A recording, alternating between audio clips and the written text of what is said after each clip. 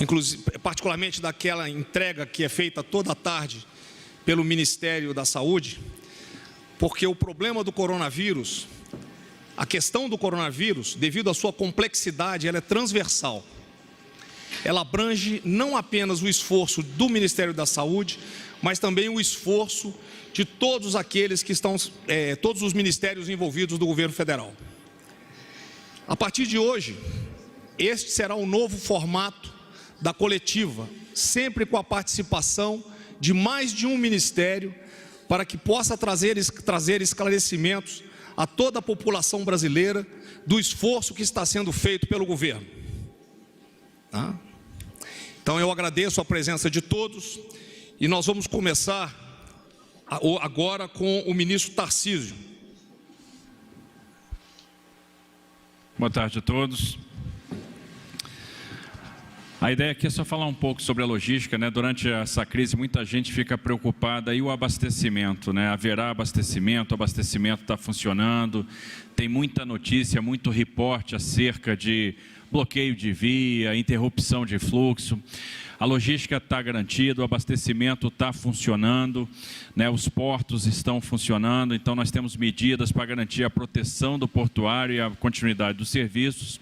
No que diz respeito às rodovias federais, nós tivemos aí um contato muito bom, muito rico com os secretários de transporte dos estados, no âmbito do Conselho dos Secretários de Transporte. Todos os decretos que precisavam de ajustes foram revistos, nós fizemos os ajustes em parceria com os estados, então todas as atividades de suporte ao transporte estão liberadas, estão funcionando. Nós iniciamos na sexta-feira o atendimento a caminhoneiros por meio do SESC Senat, são 130 pontos de atendimento, um atendimento que vai levar 15 dias, então a logística está garantida, está funcionando e agora a gente entra numa nova fase da nossa atuação, que é em parceria com o Ministério da Saúde, dar suporte para que os materiais que começam a chegar, e são kits de teste, testagem rápida, vão ser EPIs, eles possam rapidamente ser distribuídos. Então, uma parte desse material já começa a chegar hoje no aeroporto de Guarulhos, vai ser distribuído ao longo dessa semana para o Brasil inteiro.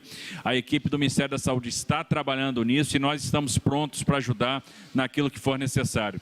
Estamos contando com isso também com o apoio dos estados. Nós temos aí todos os meios dos estados disponibilizados para nós, para ajudar nessa tarefa de fazer o insumo chegar. Importante para isso, importante para que a gente consiga entregar tudo rapidamente, foi o estabelecimento de uma malha mínima aérea. Então hoje nós temos 46 localidades do Brasil atendidas com o serviço de transporte aéreo por meio das principais companhias brasileiras. Então nós conseguimos condensar a pouca demanda que nós tínhamos em cada uma das companhias, fazendo com que cada perna fosse executada por uma companhia, condensando as demandas das demais. Isso num movimento acertado com o Ministério Público Federal, com o CAD, ou seja, nós temos voo, então, para todas as capitais e mais algumas localidades, perfazendo um total de 46 localidades. Isso unido ao fato dos aeroportos estarem abertos, né, e a essa união que nós estamos agora aqui promovendo juntamente no Ministério da Saúde, vai garantir com que os equipamentos de saúde, com que as vacinas, com que os testes cheguem rapidamente aos seus destinos. Então eram essas observações iniciais. Nós temos então a logística funcionando, prateleiras abastecidas, estradas liberadas, estruturas de suporte funcionando, portos funcionando, aeroportos funcionando, e agora a gente também está entrando aí num apoio ao Ministério da Saúde, que está conduzindo essa operação logística para que a gente possa também garantir a chegada dos equipamentos de saúde, dos EPIs, aonde é necessário. Então são essas as primeiras considerações, ministro Braga Neto. Muito obrigado, ministro Tarcísio. O ministro Onyx, por favor. Só mais uma observação, uma coisa muito importante. Nós acertamos aqui com o Ministério da Saúde a campanha de vacinação dos caminhoneiros e dos portuários. Então, os profissionais de transporte terão esse suporte. Eles entram na prioridade assim que acabar a vacinação dos idosos e dos profissionais de saúde. Então, esse arranjo está feito. Isso é muito importante, que vai garantir esse conforto a mais aos profissionais de saúde. E aí meu agradecimento ao ministro Mandetta. Ministro Onyx, por favor. Ministro Braga Neto, primeiro dizer que o Ministério da Cidadania, nesta última semana, editou várias portarias para dar tranquilidade a todas aquelas pessoas que estão sob a cobertura dos programas sociais do governo federal. Primeiro, nós ampliamos para 120 dias, tanto para os benefícios de prestação continuada, como para o programa Bolsa Família. Não haverá nenhuma família ou pessoa que será retirada dos dois programas. Em virtude da questão do Covid, nós vamos manter, que são a portaria 330 e a portaria 335. Da mesma maneira, foi feita uma portaria para orientar a ação dos CRAS, fundamentalmente o Sistema Único de Assistência Social, onde nós também liberamos o uso do IGD, que para todas as prefeituras poderem ampliar a sua capacidade de atendimento. Também está anunciado pelo governo o reforço de 2 bilhões de reais, que está nesse momento em processamento pelo Ministério da Economia, junto à Casa Civil, para que a gente reforce o Sistema Único de Assistência Social nos estados e municípios, e que brevemente deverá estar liberado. Também queria chamar a atenção que, por ordem do senhor presidente, também foi feita a transferência, numa recente medida provisória, de recursos para permitir a inserção, neste mês de março, com pagamento em abril, de 1.220.000 novas famílias no programa, elevando para o Bolsa Família a cobertura de 14.290.000 famílias. É muito importante relacionar nesse momento de que sempre houve uma discussão do ponto de vista das taxas de cobertura. Com esse novo anúncio de 1.220.000 famílias, a taxa de cobertura do Nordeste é de 111,90%. O que é essa taxa de cobertura? É o número, segundo o censo de 2010, das famílias elegíveis em extrema pobreza e pobreza, e a taxa coberta pelo Bolsa Família. Então, no governo Bolsonaro, nós temos, pela primeira vez na história, o número de mais de 14.290.000 famílias no programa Bolsa Família. E eu queria agora passar por algo que tem trazido muitas manifestações até o Ministério, que é a operação para o pagamento dos R$600. Quero primeiro ressaltar aqui o esforço das equipes do Ministério da Economia, da Casa Civil e lá do Ministério da Cidadania, para trabalhar na organização da operacionalização, ministro. O mais importante é darmos agilidade e segurança. É importante dizer isso, porque nesse momento que estamos aqui reunidos, o projeto está sendo votado no Senado Federal. E logo após, nós temos ainda três fases importantes. Nós temos a sanção, que será o mais rapidamente possível. Terá que haver um decreto regulamentador e deverá haver uma medida provisória de crédito extraordinário para permitir que esse recurso chegue até as pessoas. Eu quero lembrar que o Cadastro Único no Ministério da Cidadania tem hoje 75.122.857 pessoas, das quais 60.405.000 têm CPF. E em abril, segundo a avaliação que eu recebi nesse instante, antes de vir para a reunião, deveremos chegar a 65 milhões com CPF, um total de 28.484.729 famílias. Como é que será isso? Segundo a lei, o pagamento será pelos bancos federais, Banco do Brasil, Caixa, BASA e BNB. Estamos trabalhando com as melhores redes, que é Caixa, Lotéricas, Banco do Brasil, Correio. Será a maior rede possível para o dinheiro chegar com agilidade para o cidadão. Nas soluções que buscamos, o cidadão que não está em programas do governo, que não está no cadastro único, ele vai poder inserir informações. E nós vamos buscar os elegíveis como? Atendendo os requisitos da lei, passando pelo cadastro único, mais as informações recebidas, dadas através de um sistema que será anunciado brevemente, e haverá o batimento, ou seja, haverá a confrontação com todos os registros e todos os cadastros que o governo federal tem. É importante dizer que o cadastro único atende a 25 programas do governo federal em relação à assistência social e atende a estados e municípios. Por fim, público do Bolsa Família. Pagaremos agora as 14 milhões de famílias em abril. Aqueles que estão no Bolsa e têm, pela lei, direito aos R$600, eles seguramente vamos pedir à Caixa Federal para que faça um esforço e emita uma folha suplementar para poder agilizar e permitir o pagamento dessas famílias.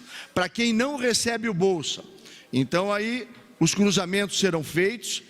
Por exemplo, o público que é microempreendedor individual, que é MEI, nós estamos falando com o Ministério da Economia, que está aprontando a base de dados, vai transferir para o Ministério da Cidadania e para o Cadastro Único, para que a gente possa estabelecer com clareza os critérios de elegibilidade. Por fim, contribuintes individuais são as pessoas físicas que estão fora do MEI, mas são contribuintes para o INSS. Eles também terão um espaço para garantir o recebimento desse recurso.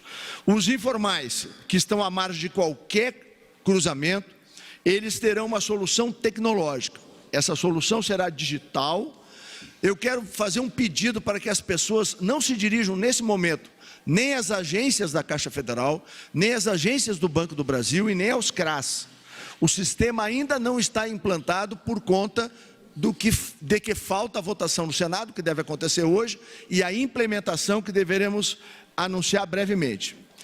Para concluir, é importante ressaltar, por favor, mantenha o sigilo dos dados. No último final de semana, várias iniciativas, inclusive denunciamos ao ministro Sérgio Moro e à Polícia Federal, criação de sites, números, para obter os dados das pessoas. O objetivo disso é depois fraudar o sistema. Então, por favor, as pessoas tenham um pouco de calma, não deem os seus dados para qualquer pessoa ou qualquer site que diga que por lá ele vai receber o benefício.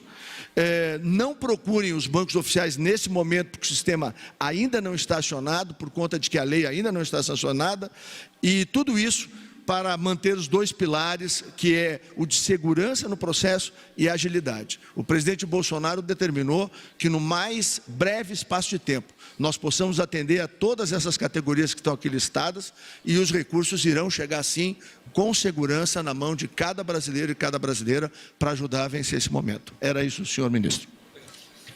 Ministro André Mendonça, da AGU.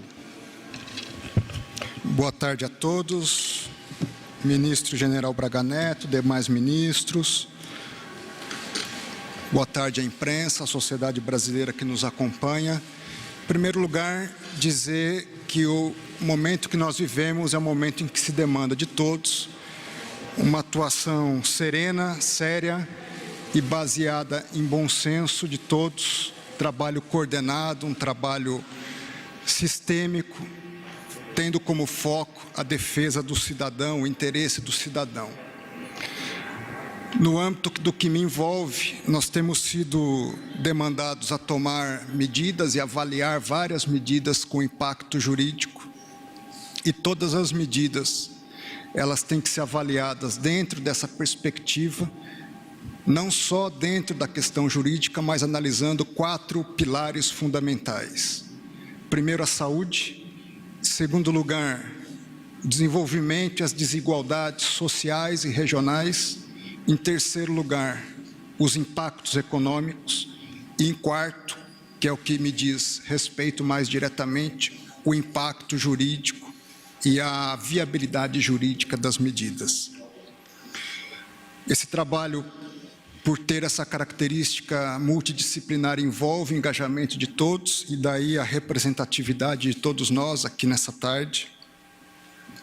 De modo específico, no que tange a AGU, nós designamos 12 advogados da União para reforçar a equipe da consultoria jurídica do Ministério da Saúde, 4 membros da instituição para agregarem ao trabalho que está sob a coordenação da Casa Civil, além de todo um redirecionamento interno focado no atendimento, no prazo mais exíguo possível, das demandas que envolvem o combate à crise do coronavírus. Os colegas têm trabalhado dia e noite, sábado e domingo, de madrugada, focados diante da necessidade de atender com presteza às necessidades de cada pasta. Para os senhores terem uma ideia, no âmbito das licitações que têm sido demandadas pelo Ministério da Saúde, os colegas têm dado pareceres no prazo de 24, no máximo 48 horas. Nós fizemos uma alteração legislativa encaminhada pelo Presidente da República, mudando os critérios para a contratação em função do combate, da aquisição de medicamentos, produtos e contratação de serviços para o combate à crise do coronavírus. Vários atos normativos foram editados. Eu chamo a atenção especial para as atividades essenciais, aquilo que demanda que a sociedade continue numa atividade permanente, até para serem supridas as carências de medicamentos, de abastecimento de alimentos, a atividade que está diretamente envolvida também a produção de alimentos e medicamentos, transporte, aeroportos, para que toda a questão logística, a questão de saúde, a questão sanitária, ela possa se desenvolver dentro da maior normalidade possível. Alguns atos normativos estão em gestação, alguns deles já anunciados, e eu chamo a atenção para as medidas provisórias que envolvem a apresentação já feita pelo presidente do Banco Central, várias políticas envolvendo a ajuda a trabalhadores, ao setor empresarial.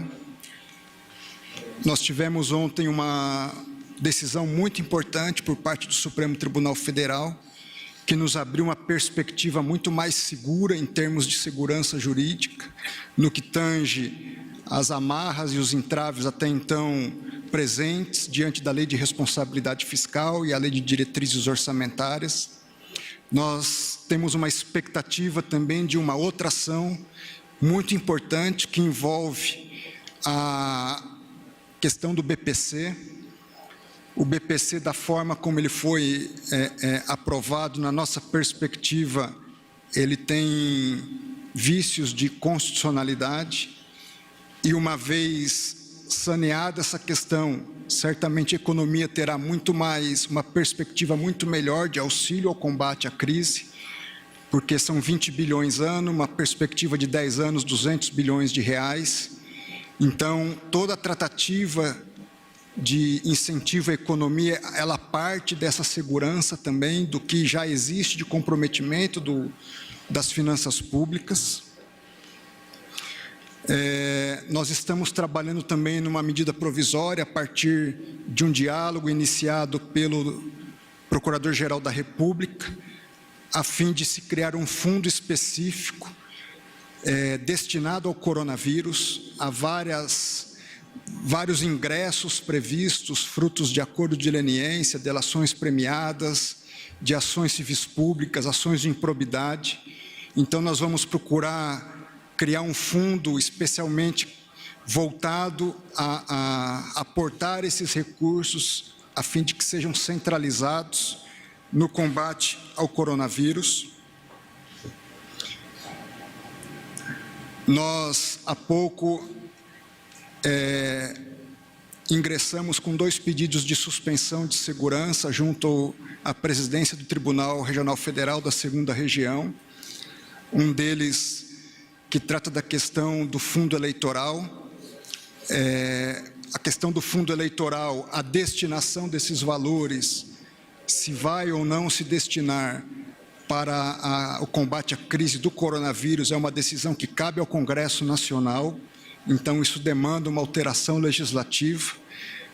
É um entendimento que está no debate político, não é um debate judicial, e daí a necessidade de se fazer o debate no campo adequado. O segundo pedido de suspensão de segurança, ele envolve a questão de atividades essenciais, duas delas de modo muito específico, a questão das lotéricas. As lotéricas, elas são imprescindíveis para a população, em especial aquela de baixa renda, porque é ali que ela paga a sua conta de água, a conta de luz, é ali que ela recebe seu Bolsa Família, e sem as lotéricas disponíveis para essa população, ela não vai ter como ter água, luz e alimento dentro de casa. Um outro ponto que também tem sido debatido é a questão das atividades religiosas. O decreto presidencial que considerou as atividades religiosas como atividade essencial, ele fez uma ressalva expressa de que tem que se atentar para as determinações de saúde, de vigilância sanitária. Esse decreto ele se baseou no que foi já construído pelo governo do estado de Nova York, que fez uma orientação no mesmo sentido, até mais aberta do que foi feita aqui no Brasil, porque em Nova York se deixou a critério das autoridades religiosas e não das autoridades de saúde. Então, são esses os pontos essenciais que eu gostaria de compartilhar com os senhores hoje. Meu muito obrigado. Muito obrigado, ministro André. Brigadeiro Botelho, do Ministério da Defesa. Meu cordial boa tarde aos senhores ministros, senhores presentes, boa tarde.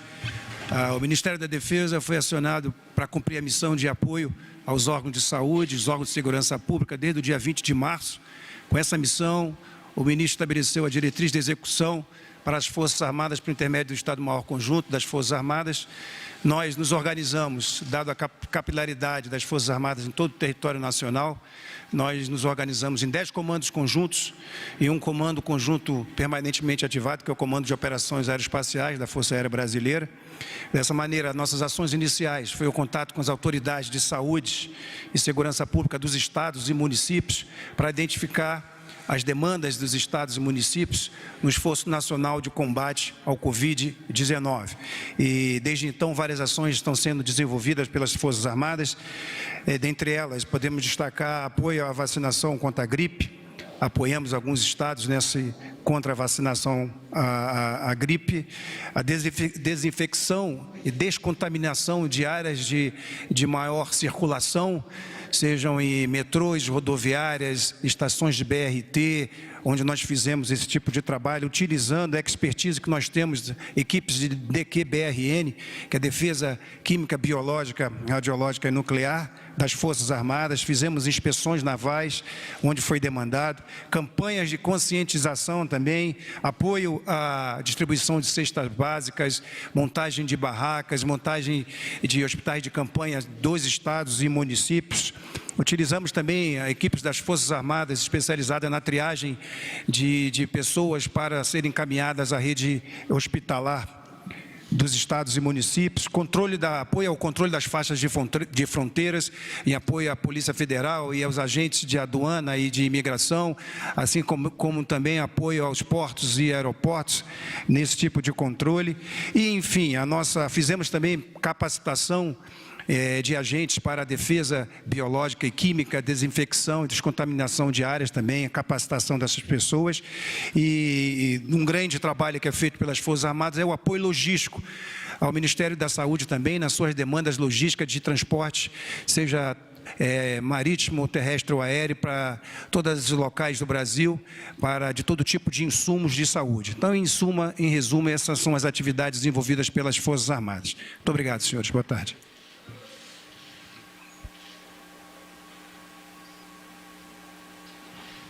Senhores, me desculpem, é a coordenação. Agora o ministro Mandetta, por favor.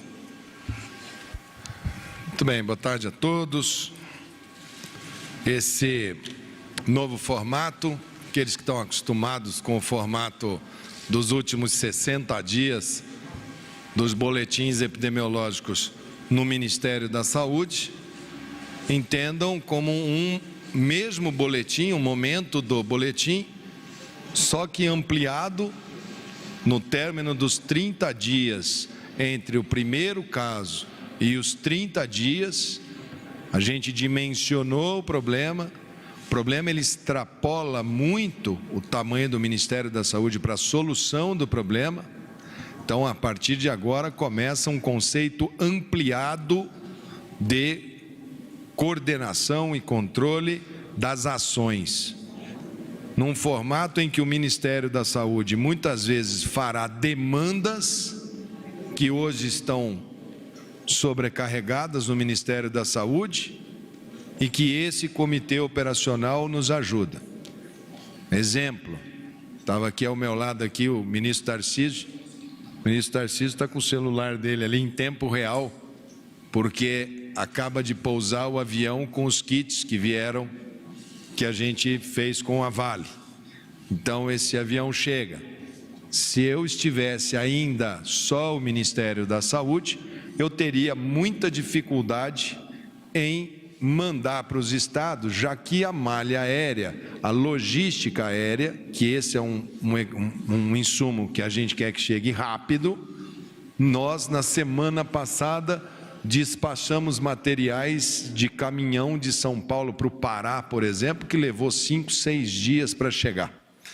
Então, começa então agora uma ação muito mais integrada, não só sobre essa dos kits, que vai ser um teste dessa logística que está sendo organizada tanto pelo ministro Tarcísio quanto pela Defesa, junto com a Aeronáutica. Ela pode envolver aviões cargueiros, pode envolver os aviões de pequeno porte, pode envolver aviões dos estados, dos municípios. Acho que o Tarcísio pode dar um enorme de uma explicação sobre isso.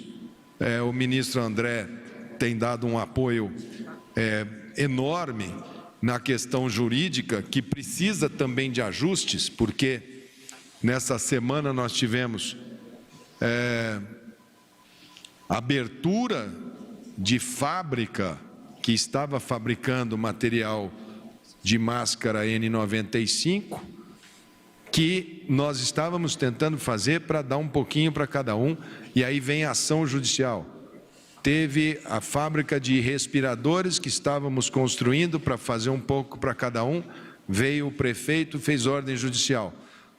Essa situação se repete diariamente, requisições administrativas, requisições em que se pega rapidamente em primeira instância e às vezes não dá tempo. A AGU tem toda uma estrutura agora de diálogo com todos os tribunais permanentes, e aqui o agradecimento, já que tratou muito com o Ministério da Saúde, um agradecimento ao Supremo Tribunal Federal, à Procuradoria-Geral da República, à Câmara Técnica que trata dos direitos na área de saúde, que fez essa parceria e que agora o ministro André reforça esse diálogo para com todos eles. Eu acho que, do ponto de vista geral da mesa, o ministro Onyx, com a pasta de cidadania, tem um enorme desafio, que é como construir um manejo social para essas pessoas idosas, principalmente em favelas e comunidades.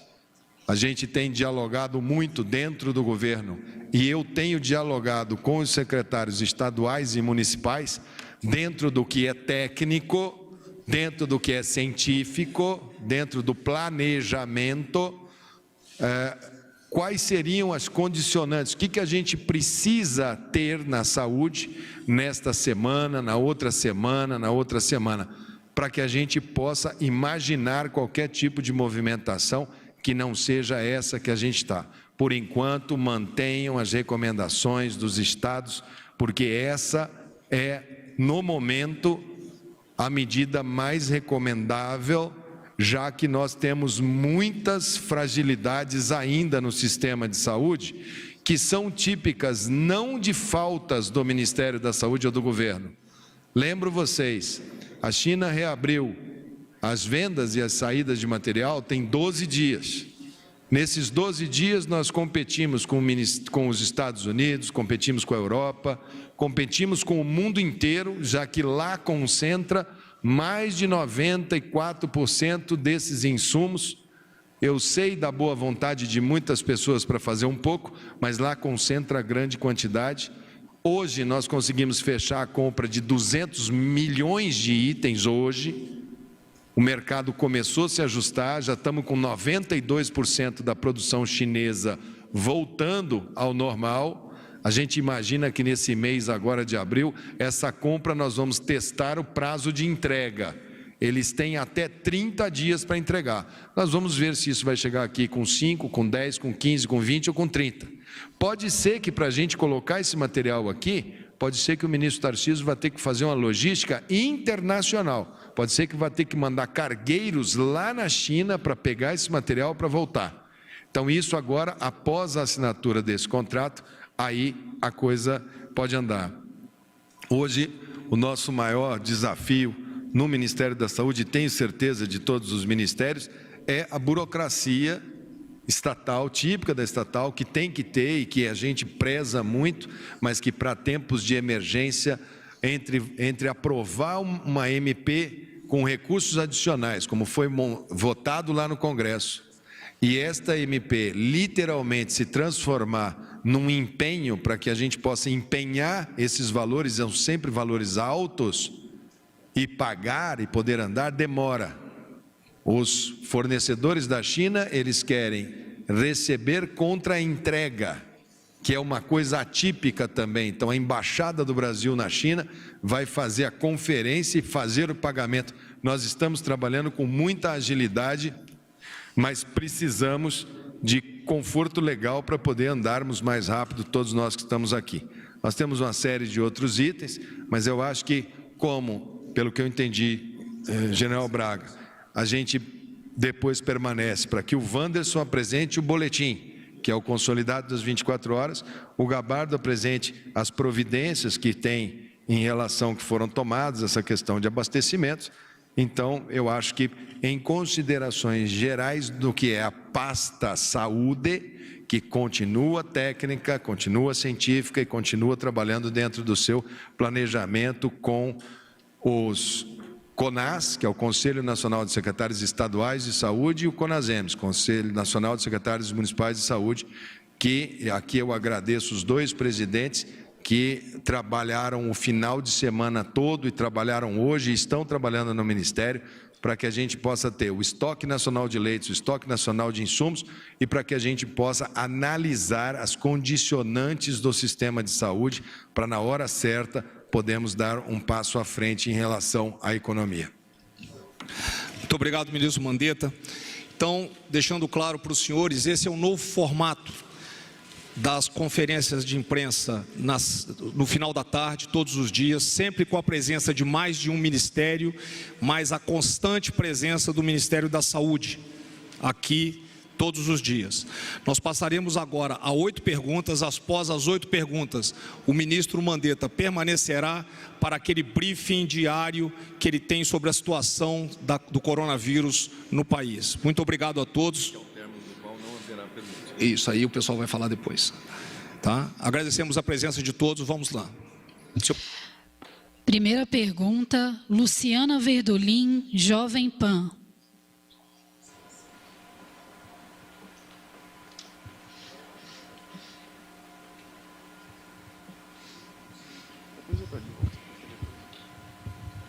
Se apresenta, por favor. Boa tarde, ministro. Eu queria perguntar para o ministro Mandetta sobre a taxa de letalidade, que ela vem aumentando aos poucos nos últimos dias. Era de pouco mais de 2% na semana passada. Agora, de ontem para hoje, já subiu 0,3%, tá? Se não me engano, 3,5%. Por que vem tendo esse aumento constante da taxa de letalidade aqui no Brasil? Muito bem. A taxa de letalidade ela é calculada assim: tenho tantos casos confirmados e tenho tantos óbitos. Eu divido a proporcionalidade de um para o outro. Os óbitos são muito mais fáceis de serem confirmados. Uma pessoa falece, eu tenho a confirmação do vírus, já era caso confirmado, foi a óbito. Os casos que estão aí, nós não temos testagem para todos. Então, o número de casos confirmados é muito maior do que o número de casos que temos como casos confirmados. Se tivéssemos hoje todos os casos que estão circulando Brasil afora e que existem, nós teríamos um denominador maior e uma letalidade menor. Quanto menos testes você faz, maior fica a letalidade. Quanto mais testes você faz e confirma, você diminui a letalidade. Então, a sua pergunta é muito pertinente por conta de que nós não estamos chegando hoje 500 mil testes aqui que o Tarcísio acabou de informar, Vale do Rio Doce conseguiu. Temos a parceria também com o sistema bancário, Bradesco, Itaú, Santander, que estão mandando mais 5 milhões de testes, quer dizer, vamos ter 10 milhões, né? E vamos fazer ainda mais a PCR-RT, nós vamos aumentar muito o número de casos confirmados. Então, esperem para essa semana o aumento do número de casos. Se eu aumentar o número de casos, vai cair a taxa de letalidade. Os casos no mundo, segundo o Gabardo me falou aqui, 4,8 a taxa de letalidade. Volto a repetir, esta patologia, ela é nova, ela está escrevendo a sua história. Nós estamos interpretando no dia a dia e ela vai se mostrar de maneiras assimétricas até que nós tenhamos no mundo uma uniformidade. Eu acredito que nós ainda vamos levar um bom tempo para escrevermos a história natural dessa doença, a fisiopatologia dessa doença, a letalidade. E agora, algumas coisas a gente sabe, a morbidade, quanto tempo essas pessoas ficam internadas, para quem vai atender isso é ouro. Nós sabemos uma letalidade, para nós é relativa, porque tem essa questão da testagem. E nós temos em São Paulo um ponto fora da curva, que a gente vem monitorando, eu tenho pedido, que é um hospital só de idosos, de um plano de saúde que só vende plano para idosos, e que iniciou um processo de contaminação de pessoas nesse local. Então, ele é um case, ele é um caso que a gente está monitorando para saber, ele não se repete caso esses idosos estivessem em qualquer outro lugar. Segunda pergunta, Tiago Nolasco, TV Record. Olá, ministros, boa tarde. Minha pergunta é para o ministro Mandetta. Ministro, eu gostaria de saber se o senhor está tendo ou teve atritos com o presidente Jair Bolsonaro, se sente ameaçado de demissão ou se pretende deixar o cargo. Antes de você começar, deixa claro para vocês, não existe essa ideia de demissão do ministro Mandetta. Isso aí está fora de cogitação, no momento, tá certo? Não existe. Certo. Vamos lá. Em política, quando a gente fala não existe, o professor já fala existe. Bom, é claro que existem situações em que você aponta um caminho, você pode ter dificuldades aqui ou acolá. O importante é que o espírito de todos é no sentido de tentar ajudar, tentar partir para a fase produtiva. Quando você tem uma notícia difícil, você passa por um processo de análise daquilo dali, você procura alternativas para aquilo dali. Isso é normal, isso é da natureza humana. O que a gente vem procurando é uma unicidade. Eu acho que hoje esse formato do Ministério junto, enfrentando, eu acho que ele responde. Eu acho que todos nós estamos tentando fazer o melhor pelo povo brasileiro. E o presidente também. Agora, os processos em andamento, as tensões, são normais pelo tamanho desta crise. Isso não é uma crise, seria muito pequeno da minha parte eu achar que isto é um grande problema, que este é o meu grande problema. Quando a gente fala foco, não vamos perder o foco. O foco é um vírus corona novo que derrubou o sistema mundial. Ele é mais dramático do que as guerras mundiais, ele é mais dramático do que qualquer coisa anterior, porque ele atacou o país que mais produz insumos, máscaras, equipamentos de proteção individual. Quem vê a imprensa Ontem eu assisti ao Fantástico, os profissionais de saúde em situação dramática, é aquilo ali no mundo inteiro. Ontem, Nova York baixou a regulamentação para que a máscara N95 seja usada por 5 dias e seja individual. Aliás, faço aqui um apelo: quem tem máscara N95 na caixa, passa num hospital e deixa lá, ou entregue na Secretaria Estadual de Saúde. Um profissional de saúde pode precisar, e a gente precisa desse pessoal bem, porque é ele que vai atender todo mundo. É muito grande isso. Esse vírus, ele ataca a economia, ele ataca a sociedade, as políticas sociais, ele ataca a dinâmica da sociedade, transporte, bolsa de valores, ele ataca tudo, ele é sistêmico. A saúde é um norte, é um farol.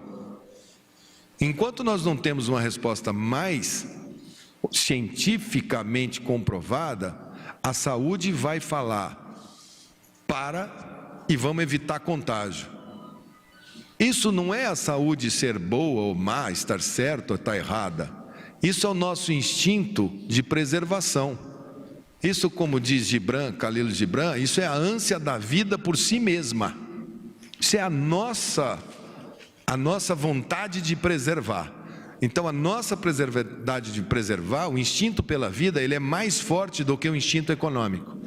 Então, a gente precisa primeiro preservar esse instinto, dar as condições de trabalho para depois andar. Eu acho que é mais uma situação muito mais de entendimento do momento do que a gente dizer que esse é o nosso maior problema. Esse não é o maior problema. Esse é uma parte do problema. Eu acho que, e as questões de ficar ou não ficar, elas já são muito caras, eu já falei 2 ou 3 vezes. Enquanto eu estiver nominado, eu vou trabalhar com a ciência, com a técnica e com o planejamento, né? E aí o demais é só uma questão de estresse um pouco mais alto. Tem hora que o Tarcísio briga comigo, tem hora que o Onyx briga comigo, eu brigo com o Braga, o Braga puxa o Fernando, me puxa a orelha, ele vai e vamos.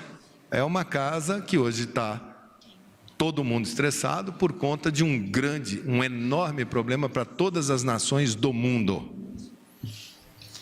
Próxima pergunta, Délis Ortiz, TV Globo.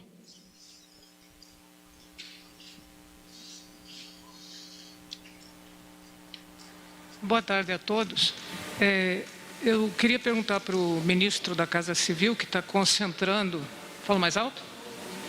Que está coordenando as ações da crise e decidiram agora fazer toda essa coletiva que antes era praticamente técnica, com uma demonstração das ações que o governo vem fazendo, ou seja, abrindo o leque, tirando um pouco do protagonismo do ministro da Saúde.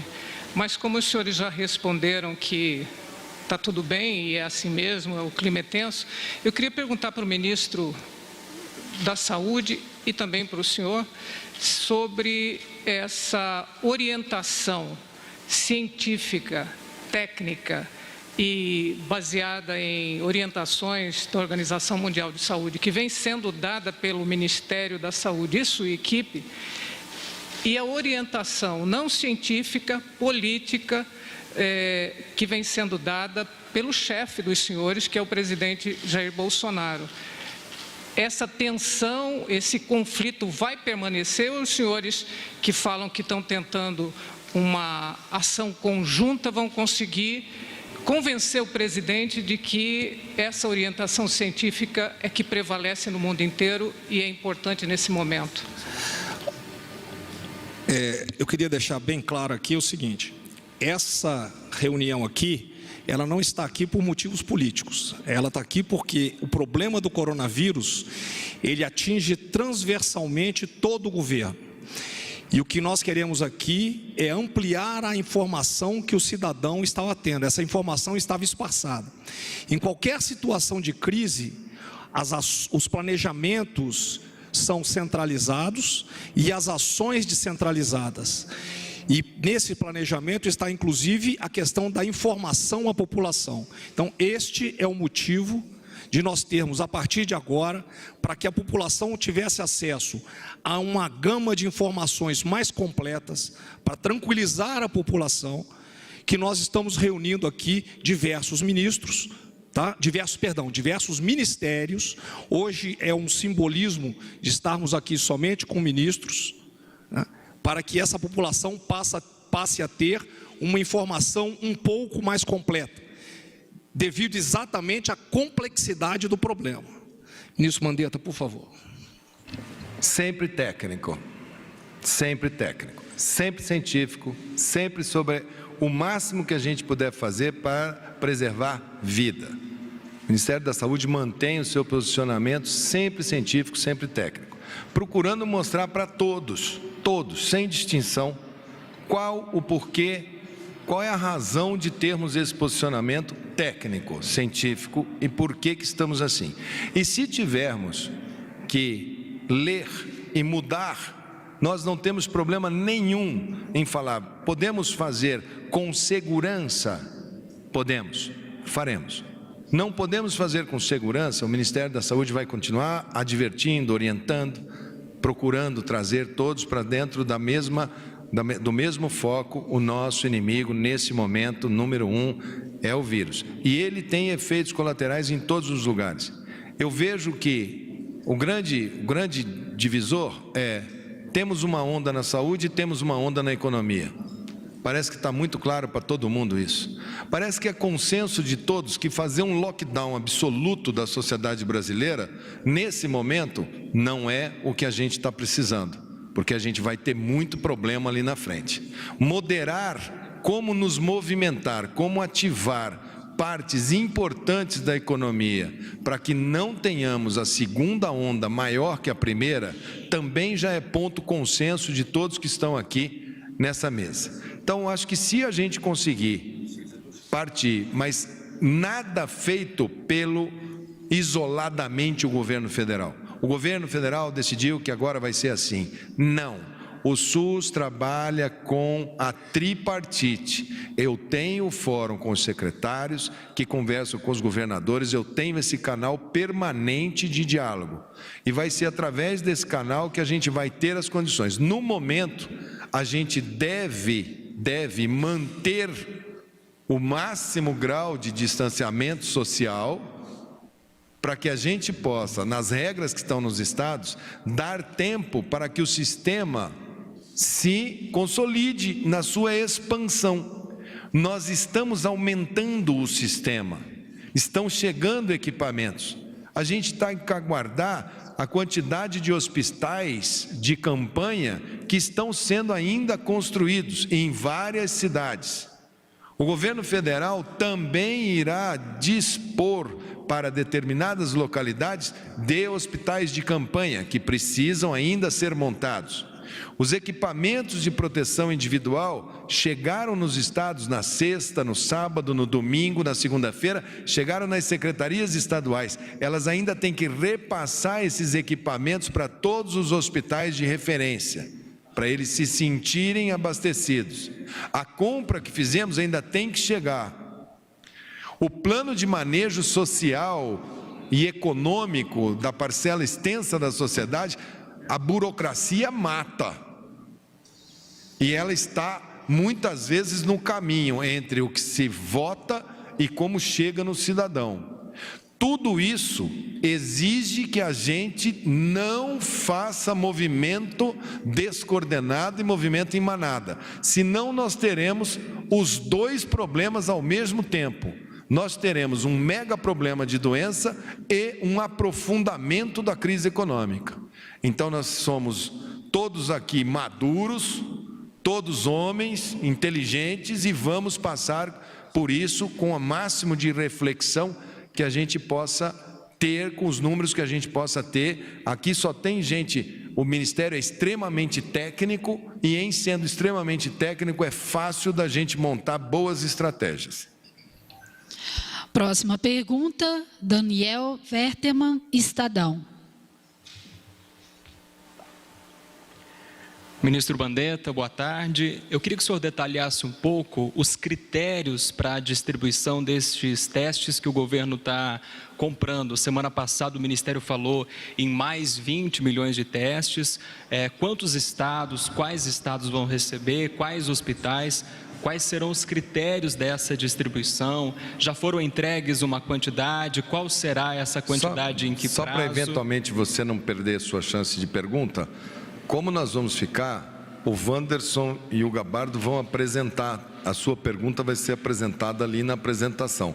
O teste rápido, quando que ele se aplica, para quem se aplica, para quanto que vai para o Estado, e o outro que é PCR-RT, ela é bem técnica, ela vai estar na apresentação, aí fica a seu critério, porque eu iria pedir para eles responderem, mas eles vão falar na sequência, por isso que eu estou te dando essa informação. Ok, e se o senhor pudesse falar também se conversou com o presidente Jair Bolsonaro hoje, e se há alguma conversa dessa, para encontrar, né, essa dúvida entre a definição de isolamento social que o presidente defende e a definição de isolamento que o Ministério da Saúde está orientando. O senhor já conversou e se acertou com o presidente sobre isso? Acho que primeiro, para a gente levar para o presidente, hoje a gente passou aqui trabalhando lá na nossa sala, estava o ministro Moro, tem uma série de questões relacionadas à segurança nessa história. Estava o Tarcísio, tem uma parte enorme de logística que ele vai ter que me dar os retornos dessa história. Tem o pessoal da saúde, tem toda a consolidação. Tem o ministro Ramos, que tem que me dar toda uma parte política dessa história. Nós precisamos levar para o presidente o conjunto da obra, porque nós não podemos deixá-lo sem todas as visões. O próprio ministro Guedes sabe que a gente precisa, tem condicionantes para organizar. Então, assim que a gente tiver um material conciso, que tenha começo, meio e fim, que possa abrir para ele olhar, e é lógico que a última palavra é dele, nós vamos trazer aqui nesse espaço e falar assim, olha, imaginamos que isso possa ser assim, mas volto a repetir, tem condicionantes, não tem tempo. Quem fala que vai ser dia 1, dia 6, dia 7, dia 18, dia 19, todos os países do mundo que se comprometeram com tempo, bateram com a cara na porta. Ontem foi o Trump que teve que passar da Páscoa para o dia 30 de abril, porque os Estados Unidos precisa até 30 de abril para se organizar. Então, está todo mundo procurando se organizar. Lembrem-se que a gente já vem fazendo nos últimos 30 dias vários movimentos. Quem está acompanhando a crônica dessa história, nós estamos sempre um pouquinho à frente desse vírus. E eu acho que essa parada que a gente deu, para não deixar o turbilhão, como a gente fala, sair muito rápido em todos os lugares, nós vamos colher o fruto dela ainda na próxima quinzena. Você, quando faz a paralisação, você começa... Os casos acontecem, os casos que vinham, não é de 0 a 14 dias o aparecimento dos sintomas. Então, quando você para hoje, o que você fez nos 14 dias anteriores é que reflete nas suas 2 semanas para frente. Essa paralisação de 2 semanas, você vai colher os frutos lá na frente.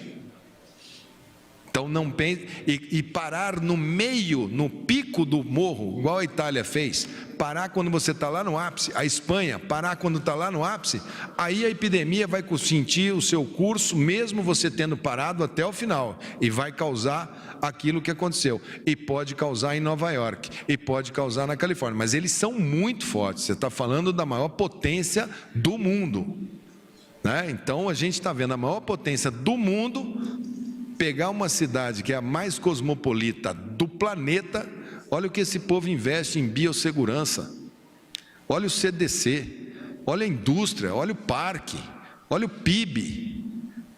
Para estar com dificuldade, nós vamos ter também, então calma, que nós vamos fazer as nossas coisas do nosso jeito, sabendo que a gente tem favela, sabendo que a gente tem comunidade carente, que a gente tem falta de saneamento básico, que a gente tem uma quantidade enorme de pessoas na economia informal que precisa comer, sabendo que tem geladeira vazia, sabendo que a gente precisa administrar um eventual conflito social que pode acontecer, sabendo de todas as nossas fragilidades. E por isso o assunto é muito maior do que o Ministério da Saúde. E nesse ponto eu acho que é onde o presidente chama todos. E aí essa situação de ir todo mundo para cima, que essa briga não é da saúde, essa briga não é minha, não é de Antônio, de Maria ou de José, ela é da imprensa, ela é do meio de comunicação. Aliás, aqui eu falei que o meio de comunicação, outro dia, ficaram bravos comigo, puxaram minha orelha lá na Globo, porque eu fiz um comentário sobre a cobertura, e eu peço desculpas. Eu acho que a gente, quando erra, a gente erra. Agora, sempre procurar todo mundo fazer o seu melhor, levar a melhor informação, e naquele momento o que eu quis dizer é o seguinte: leia um livro, discuta, escuta uma música, procura conversar. Nós estamos na quaresma, lê um pouco a Bíblia, procure outras possibilidades, porque acho que ontem foi no Manhattan Connection, o Lucas falando que poltrona, sofá e televisão ligado o tempo todo é estresse, que isso também é muito danoso, que tem que fazer esporte, que tem que caminhar. É isso aí, eu acho que é nesse sentido. O momento é um momento de que tem que ter extrema grandeza, todo mundo, para respirar fundo e viver e ir passando, e nós vamos ganhar. Nós temos notícia boa, nós temos paciente curado, nós temos paciente em alta, nós estamos vacinando nossos idosos, nós temos um exército de solidariedade sendo montado dentro do país, nós temos um empresariado brasileiro ligando, perguntando o que ele pode fazer, que é isso que é o momento agora, o que cada um pode fazer para o Brasil poder passar na frente disso daí. Não o que o governo vai fazer, o que o ministro vai fazer, o que o presidente vai fazer, vamos fazer nós.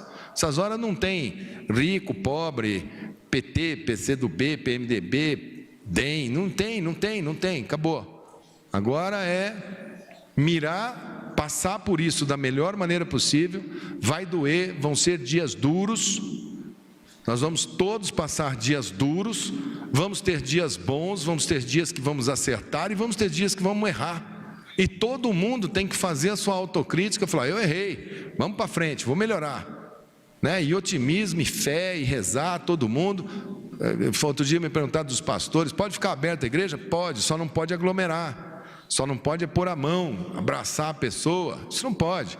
Mas você tem um lugar que você possa entrar e fazer uma oração, tranquilo. Distanciamento social não quer dizer isolamento absoluto. Pessoa fazer uma caminhada é bom para a parte respiratória. Nós não estamos ainda em lockdown absoluto. Agora, o máximo possível que você puder não expor a sua família, os seus idosos, seu núcleo familiar, deixar a criança com o idoso agora, é muito complicado. A criança é assintomática, gente. Ela contamina, ele vai para o hospital. Ele vai para o hospital, ele precisa do CTI. Se todos forem ao mesmo tempo, não tem. Se faltar oxigênio numa determinada cidade que está usando demais, se faltar máscara, e o cara que tiver um apendicite no meio disso? E o cara que tiver um infarto e precisa do leito do CTI? Que às vezes ficam olhando, como perguntou ali para mim, a letalidade do coronavírus. Tá, a letalidade está ali, mas e a do sistema como um todo? É essa que tem que prestar atenção. E o presidente saiu ontem às ruas fazer as visitas, pode? Gente, em função do adiantamento da hora, a presente coletiva está encerrada. Os ministros se retirarão do recinto. O ministro Mandetta e a equipe técnica do Ministério da Saúde farão uma breve apresentação de dados técnicos da pasta. Não haverão perguntas após a apresentação do Ministério da Saúde. Obrigada. Gente, a hora.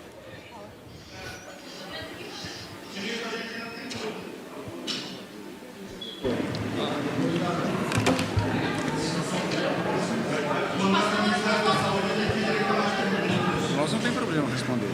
Eu acho que se for as perguntas que forem técnicas, que forem a respeito, eu vou pedir agora, o Wanderson vai mostrar o boletim epidemiológico, a gente sempre faz isso lá no Ministério. Depois a gente faz alguns comentários sobre como que está o andar dos casos. Gabardo sempre fala, vocês talvez não estejam, vocês cobrem muito palácio, mas acho que alguns aqui, acho que estavam cobrindo lá, acho que era, você estava, né, CNN, né, cobrindo lá no Ministério também. E a gente lá faz, e depois as questões técnicas eu sempre deixo, até que elas se esgotem, né? Agora, vamos ver se a gente consegue dar um passo à frente. Vamos ver se a gente consegue hoje dar um passo à frente. Então, hoje o Wanderson vai falar dessa parte aí, depois nós vamos falar sobre a história desse kit. aonde vai esse kit e o que se fazer com esse kit. Wanderson, por favor. Boa tarde. Próxima ao Renato, vai ficar aí? Bom, então nós temos até o momento 4.579 casos no Brasil inteiro, 159 óbitos, perfazendo 3,5% de letalidade. Na região norte do Brasil, temos 254 casos confirmados, 6% do total, 1 óbito, 0,4% de letalidade. O Acre tem 42 casos, nenhum óbito. Amazonas, 151 casos confirmados, 1 óbito, 0,7% de letalidade. Amapá, 8 casos, nenhum óbito. Pará, 21 casos, nenhum óbito. Rondônia, 6 casos, nenhum óbito. Roraima, 16 casos, nenhum óbito. Tocantins, 10 casos, nenhum óbito.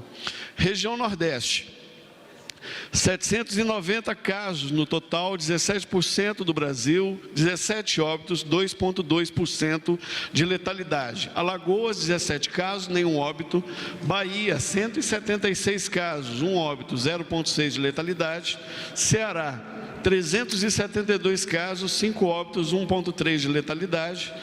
Maranhão, 23 casos, 1 óbito, 4,3% de letalidade. Pernambuco, Paraíba, 15 casos, nenhum óbito. Pernambuco, 78 casos, 6 óbitos, 7,7% de letalidade. Piauí, 16 casos, 3 óbitos, 18,8%. Vocês podem ver que as proporções mudam bastante de acordo com a... Essa medição nessa fase, só para deixar claro para vocês, não deveria nem ser feita desse jeito. Ela deveria ser feita pelo total.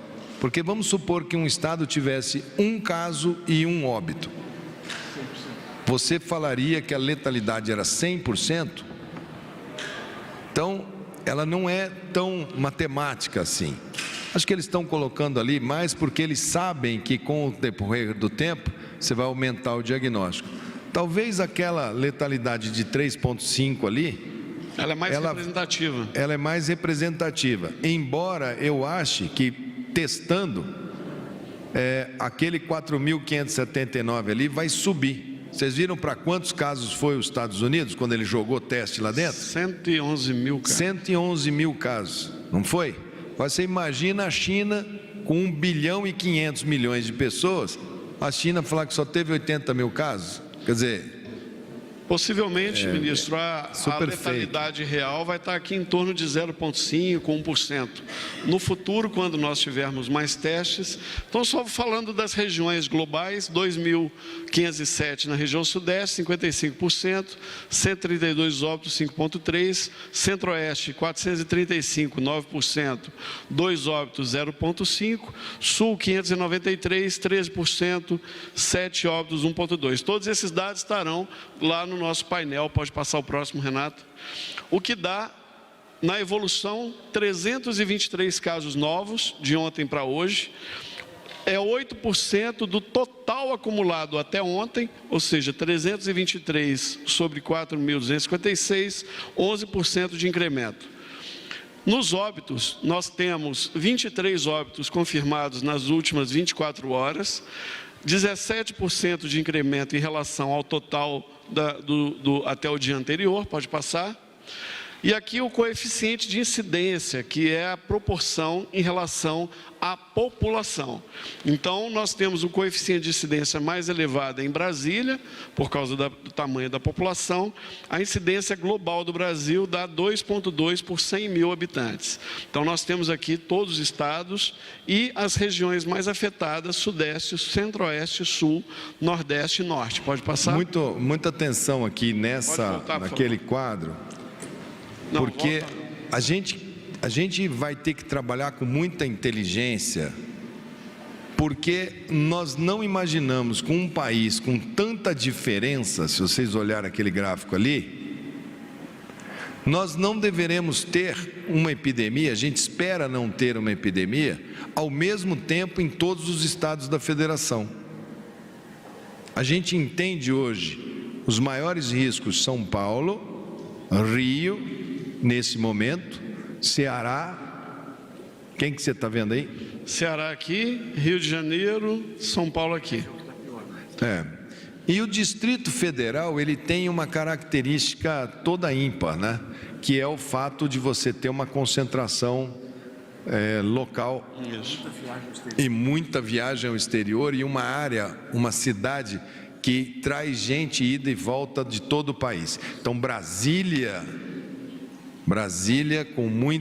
tem que ter muita atenção por conta das suas características georreferenciais, tá certo? O governador de fazer a sua máximo trabalho por aquele gráfico. Então, quando a gente for falar de movimentação urbana para as pessoas, a gente vai falar em função de quem está em risco maior e quem está em risco menor. Né? Aqui em Brasília, os casos ainda não chegaram no entorno, não chegaram nas cidades satélites. A grande maioria dos casos de Brasília está no plano piloto e no Lago Sul. Então, muita atenção quando a gente fala em movimentar os planos piloto e as cidades satélites, porque Brasília, o sistema de saúde dela, nos anos não foi devidamente estruturado para atender essa quantidade de gente que ela atende regularmente, que vem de todo lugar do país. Ela já vem com um sistema sobreutilizado e, além em cima disso, pegar uma onda, né? Pode ter muita dificuldade para atender. E é bem interessante esse dado, ministro, porque similarmente acontece a mesma coisa na Europa.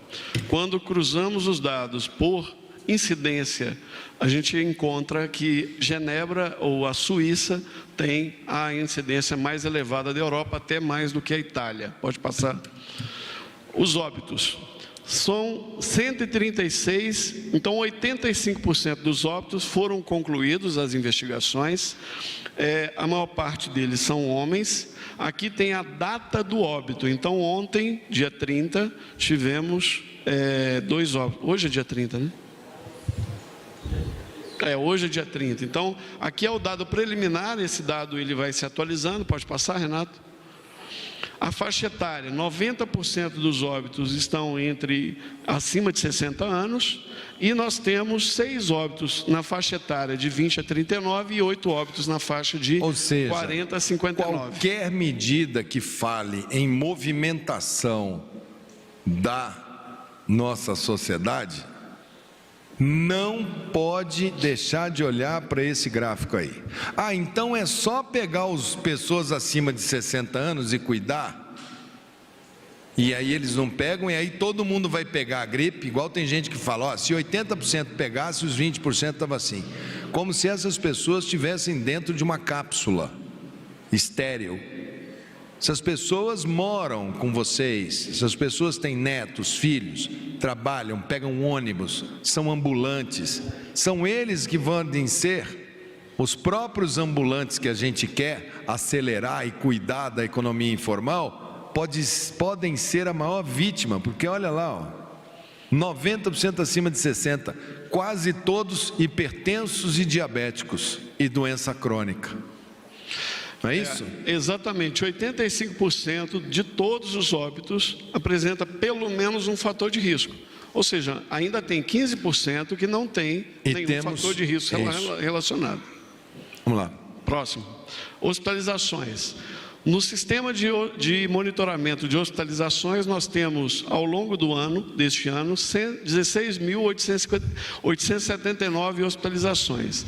Desde a semana epidemiológica 8, passamos a identificar o coronavírus entre os casos internados pela rede. Só para dizer para vocês, 16.879 internações, vocês não estão acostumados com aquela síndrome SRAG, síndrome respiratória aguda? Grave.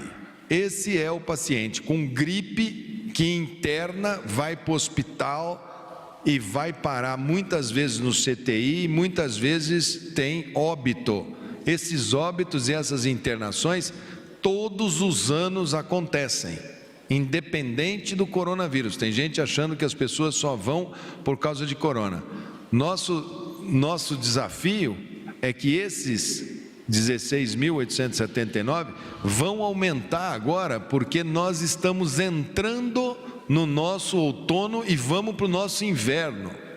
O período principal de gripe aqui no Distrito Federal, aqui em Brasília, é julho, agosto, setembro, que é quando a umidade do ar fica super seca e o vírus tem porta de entrada nas mucosas rachadas. Então você pode sobrepor as duas e fazer uma enorme sobrecarga no sistema. A parte que mais aumenta agora é o Sudeste, que é abril, maio.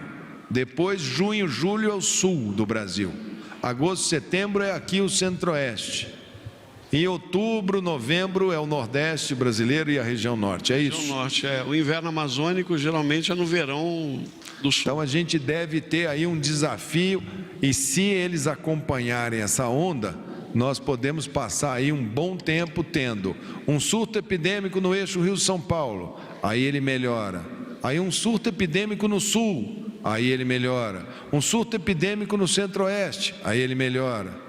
Nós podemos ficar trabalhando desse jeito, ou podemos ter um surto epidêmico de coronavírus no Brasil inteiro durante 90, 120 dias e mais o surto de gripes normais. Esse é o nosso maior temor no momento. E tem uma característica importante que o senhor chama atenção, que quando comparamos com a China, com os Estados Unidos, são países onde estão completamente dentro do hemisfério norte, mais horizontalizados.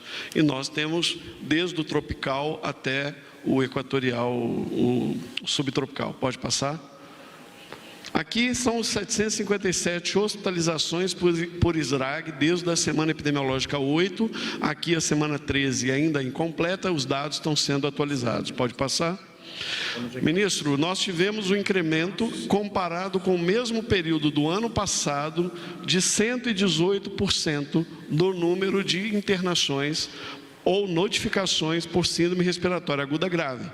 Isso, obviamente, está explicado pela maior atenção e maior sensibilidade do sistema na identificação e notificação dos casos. Pode passar? E tem ainda as subnotificações, que nós já discutimos isso lá nas coletivas do Ministério. Os 500 mil testes chegam ao Brasil hoje, estão chegando hoje às 17 horas. O Ministério da Saúde receberá mais 40 mil testes RT-PCR da Fiocruz até 1º de abril. Revisão de entregas da Fiocruz, passando 1,5 milhão de testes por mês.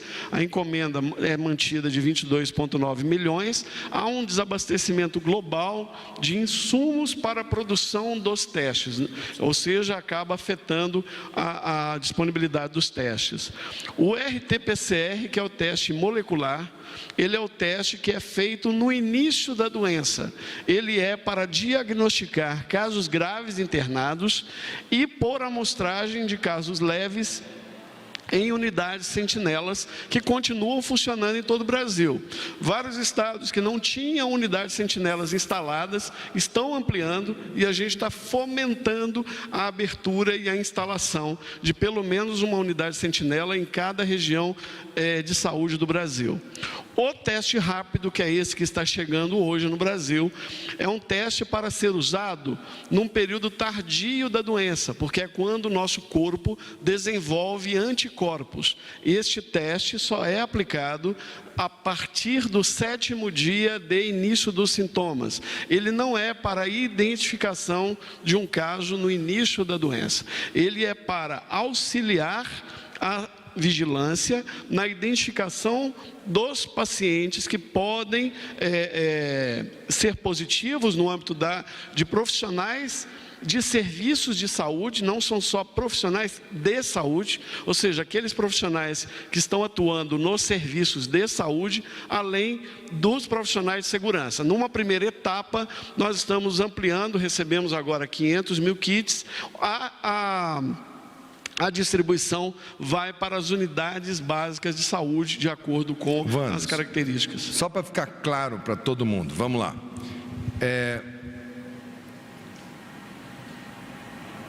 Não sei o que é isso aqui. É o Gustavo que vai embora? Pode ir, Gustavo. O teste chamado teste rápido, Que é esse aqui? Ele vem num pacotinho pequenininho, só abre. O profissional de saúde dá uma lancetadazinha na ponta do dedo, pinga num quadradinho, faz a reação e lê aquele teste para o indivíduo com quanto tempo depois? 20 minutos. 20 minutos. Aí todo mundo na sua cabeça vai falar assim: eu quero testar, estou com gripe hoje, vou lá testar. Ele só serve para após o sexto ou sétimo dia depois que a pessoa está com gripe. Entenderam? Ele é um teste rápido, o nome dele é teste rápido, mas ele mede o anticorpo. Quer dizer, você teve a gripe, que pode ser de qualquer vírus, e aí lá no sétimo dia a gente fala assim: ó, a gripe que você está ainda, ou que você já acabou, ela era causada pelo coronavírus. Isso é o teste rápido. Portanto, não pensem em chegar e falar assim: eu vou lá para saber se eu já tive. Esse teste ele vai ser fundamental, primeiro, para a gente saber se aquela enfermeira, se aquele médico, se aquela pessoa que teve uma gripe ou que está com uma gripe no sexto, sétimo dia, opa, você testou positivo para coronavírus, então eu já sei que eu tenho que tratar de um jeito. Não, você não é coronavírus, eu sei que você pode voltar para o trabalho de outra maneira. Mesma coisa o pessoal da segurança. Então esse teste é muito mais para a gente saber como que está o anticorpo da população. Então a gente vai saber, porque na hora que todo mundo tiver com anticorpo, o problema vai para níveis lá embaixo. A gente diminui, a gente pode ter casos, mas não tem epidemia. Então esse teste serve para isso. E serve para a gente gerenciar os casos. Por exemplo, qualquer tipo de vamos voltar à nossa atividade de circulação mais intensa. Quero abrir, sei lá, um restaurante. O dono do restaurante vai ter que testar os seus funcionários antes para saber quem tem anticorpo, porque daí ele já fica sabendo que essa pessoa, que se botar uma pessoa para servir no restaurante, ela pode contaminar todos os clientes. Então tem muita coisa que tem utilidade, mas não façam um ataque aos kits. Nós vamos comprar e já compramos 5 milhões. Esse avião que está chegando com 500 mil. Então na hora que dividir, vai dar um pouquinho para cada local. Cada local já tem o parâmetro que o Wanderson fez, técnico. Então os senhores secretários de saúde, senhores profissionais de saúde, entendam, leiam o protocolo, porque se falar, vamos fazer de todo mundo aqui para ver para quem tem, vai acabar o teste em um dia e vão olhar e falar, manda mais. E não é assim que vai funcionar, ok? Renato, próximo. E tem o outro teste, esse do teste rápido que vem no quadradinho. Esse é para esse tipo de situação. O outro, que é o PCR, este PCR é aquele que passa um pequeno bastãozinho, um algodãozinho no seu nariz, tira a secreção e vai para o laboratório. Esse fala logo no começo, no primeiro dia, opa, esse teu gripe aqui, esse é coronavírus. Esse nós vamos lançar a outra estratégia desse. Esse nós vamos fazer em praticamente todos os lugares, com aquele sistema que você vai de carro, passa, baixa o aplicativo. A gente está fazendo uma parceria com muitos laboratórios, coordenados por uma parceria público-privada, do DASA com o Ministério da Saúde, que a gente espera essa semana cristalizar. Esse aplicativo, esse material vai todo para os laboratórios fazem os exames, devolvem, a gente em um dia vai colocar no aplicativo. Essa é a meta. Então nós vamos ter duas modalidades de testagem. Uma rápida, que a gente vai ficar sabendo rapidamente aonde está quem, e a outra de teste rápido. e por cima disso uma enorme modelagem de telemedicina, que eu acho que vai dar para a gente um controle muito bacana. Não acredito nem em quarentena ou vertical, horizontal, nada disso. Não tem fórmula pronta. Nós vamos criar a nossa dinâmica social com todos juntos. Eu preciso que o pacto político ocorra, peço para os governadores, prestem atenção, chamem seus secretários para ficarem atentos. Eu preciso da imprensa, eu preciso do STF, eu preciso do governo federal, eu preciso dos governos municipais. É preciso todo mundo entender que nós vamos ter um código de comportamento, de distanciamento entre pessoas, de respeito, de não aglomeração, de funcionar, para que a gente não tenha uma paralisia e morra de paralisia, mas também não tenha um frenesi que nos cause um mega problema igual nós estamos vendo nesses países. Vamos ser muito inteligentes, muito jeitosos, e aqui eu faço um parênteses. Parabéns às comunidades do Rio de Janeiro, parabéns às favelas, às comunidades, que eu as conheço, estudei aí, fiz ação voluntária, tanto ali no Vidigal quanto na Rocinha, quando era acadêmico de medicina. Outro dia fui lançar o programa de doenças sexualmente transmissíveis lá na Rocinha com os jovens de comunidade. Parabéns, Maré, parabéns pelo trabalho que vocês estão fazendo e o exemplo de dignidade, de comportamento, de inteligência, da aula de sabedoria que vocês estão dando na dinâmica. Heliópolis em São Paulo, todas elas, Paraisópolis, todas elas. Eu falo as do Rio de Janeiro porque eu as conheço, porque fiquei 10 anos naquela cidade estudando. Então, muito importante que cada liderança desse país ocupe as suas lideranças e protejam as suas comunidades. Vamos ver se a gente consegue chegar nessas comunidades mais rápido para dar o conforto para vocês, para a gente poder compatibilizar essa diminuição da atividade com a proteção da vida. Eu agora vou passar a perguntar aqui para o Gabardo. Nada, não. Acho que aqui não tem pergunta, eles falaram que termina essa parte e termina sem pergunta. Acho que para o dia hoje, isso.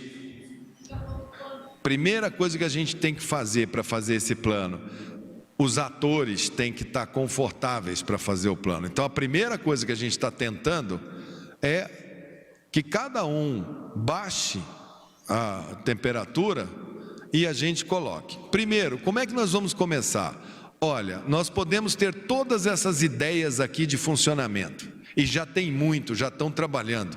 Tem o pessoal da economia trabalhando com o pessoal da saúde, tem já um tantão assim. Olha, isso aqui a gente pode fazer assim, isso aqui assado, comunidade assim, comunidades, está tudo certo. Quando a gente começa a discutir com o setor, o que eu fiz primeiro? No que vocês se basearam para fazer esse fechamento que vocês fizeram? Qual foi o motivo, o que motivou? E o que é que vocês precisam? O que eu percebi primeiro? O que motivou foi muito mais: vamos parar porque o sistema ainda não está pronto. Nós não temos ainda o EPI, não temos ainda. São Paulo está erguendo hospital de campanha ainda, está inaugurando hospital, tem toda a parte de treinamento de pessoal, tem toda a parte de colocar os equipamentos. Então você tem uma parada para que quase que a totalidade parei para poder arrumar o sistema de saúde. O que é que foi a segunda pergunta? E o que você entende de arrumar o sistema de saúde? Quase a totalidade. Equipamento de proteção individual em quantidade suficiente para que os meus profissionais possam trabalhar. Ótimo. Então isso passa a ser uma condicionante para que a gente possa mexer aqui no plano da economia. Segundo, eu quero os equipamentos de respirador. Isso passa a ser uma condicionante para a gente ativar isso aqui. Nós não vamos ativar para daqui a 2 semanas falar o sistema sobreutilizou, colapsou. Agora eu vou ter que sair de uma coisa que estava começando a liberar para um lockdown total. Ok? Então, as condicionantes que a gente levantou são aproximadamente 12, 14 do que eles colocaram. Dessas 12, 14, a grande maioria ou já temos ou teremos que ver nas próximas semanas qual vai ser a confiabilidade. Compramos lá da China agora? Compramos uma quantidade grande? Compramos, enorme, suficiente para nos abastecer por 60 dias consecutivos. Quer dizer, o Ministério da Saúde entrou pesado, uma compra grande. Vamos assinar o contrato hoje? Vamos. Os fornecedores têm 30 dias para me entregar isso tudo. Do jeito que está instável o mercado, será que essa compra vai materializar? Então, se a gente fala assim, não, conseguimos receber, já recebemos 20% em uma semana, recebemos 50% em 3 semanas, pô, já recebemos 70%, a gente vai colocar um nível, recebemos 70%, EPI, estamos bem. Depois nós vamos soltar o dinheiro para que os estados, municípios, iniciativa privada, volte a comprar. Eles têm que comprar, quem se abastece são os estados e municípios. A gente só fez isso no começo porque não tinha, então nós tivemos que usar a força da união. Agora, se o mercado vai acertando, cada um compre aquilo que entender que deve comprar. Nós podemos só dar os guidelines. Precisa claramente ter, por exemplo, o pessoal da saúde, quando você aquece a cidade, para entrar nos ônibus lotados, não dá. Então eu preciso de um transporte marcado pessoal de saúde, senão eles não chegam no plantão. E eles são um pessoal que está lidando diretamente com o vírus. Como é que eu vou pegar esse pessoal e colocar dentro de um transporte lotado? Então eu posso ter um específico. Aí o pessoal do transporte, eles vão ver se eles vão pôr van, o que eles vão fazer. Aí a economia que quer funcionar que vai vir atrás das condicionantes. Nós vamos colocando as situações e falando, ó, isso aqui vai ter que ser assim, para poder andar a economia. A gente acha que a grande maioria das coisas a gente consegue dar um bom encaminhamento no decorrer desse mês, mas eu nunca me prendo a prazo, a dia, a data. Quem se prende a dia 7, a dia 18, a dia 19, a Páscoa, quer dizer, vamos passar a Páscoa, depois da Páscoa vamos. A Páscoa, a Semana Santa, eu sou católico. Eu sou católico mesmo, eu rezo, eu gosto. As procissões, a missa de Páscoa, as aglomerações familiares, o almoço de Páscoa, o chocolate, o coelhinho, isso tudo vai mexer com as emoções de todos nós.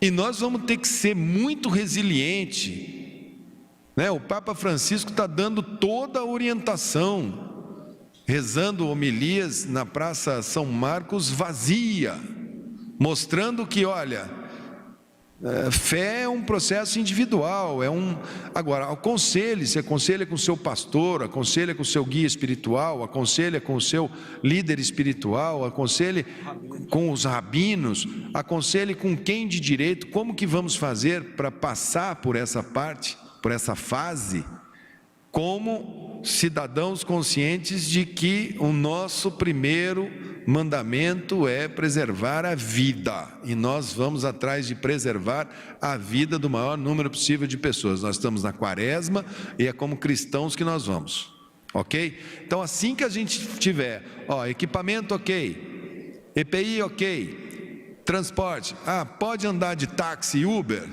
Pode, mas dá para andar no banco da frente? Não. Dá para andar 3 no carro? Não, tem que ser 2 atrás. Então, isso são regrinhas que a gente vai colocando, e eles vão colocando, que são regras condicionantes para como que o empresariado pode acionar a A ou B.